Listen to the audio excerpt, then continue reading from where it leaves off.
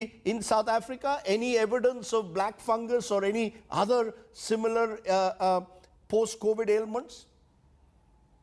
Look, I think we need to clarify that in South Africa, there are two modalities. I've stepped outside the box and treated patients very differently using a hypersensitivity perspective. I've seen a lot of long COVID cases that I've treated using the same kind of perspective, and I've had good recoveries. Recently, the trials that are being set up to prove what I've done have showed some remarkable recoveries of patients suffering with long post-COVID symptoms. There are instances of patients having post-COVID symptoms for a year that show remarkable recoveries within 3 to 5 days of being treated like an untreated allergic process. So we give them a very short course of steroids. We use antihistamines and again montelukast. And I've had a lot of patients recover in a very short space of time. This is, however, groundbreaking kind of research. It is showing a lot of benefit to patients. But are you seeing, Doctor, it will take a little while for it to become mainstream. Are you seeing, Doctor, any cases like in India where we've had patients? Of course, black fungus is the most, mucormycosis is the most recent example, but also patients who've suffered cardiac trouble, other ailments. Are you seeing that also with COVID patients in South Africa? Yes, amongst the general medical community, that has been the case. We haven't seen cases of mucormycosis, but we've had a lot of cases of opportunistic infections due to immunosuppression. The use of steroids has triggered oral candida and those kind of things. But we haven't really seen the long-term complications. In my practice itself, I haven't had those, but in government, we've seen the cardiac issues, we've seen the clotting issues, and the usual that the rest of the world has been exposed to. Dr. Rafi, anything specific that you've seen in UAE among your patients once they've been cured of COVID? Yes, one specific thing which you're seeing in our outpatient department, especially most of these post-COVID complications. And it could be simple, or like shortness of breath, and with poor lung function, and behaving something like an hyperactive airway, like an asthmatic airway. And of course, we put them on inhalers, and they do get better.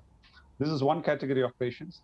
Then there's other category of patients who are at home and who are on home quarantine. And sometimes they come for a follow-up. We do find an elevated D-dimer there. And then we go ahead and evaluate them.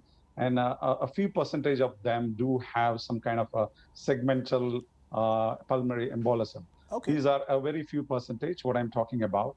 Right. And then there is another small percentage where they have X-ray issues, like some kind of a fibrosis which develops, and they are being followed up.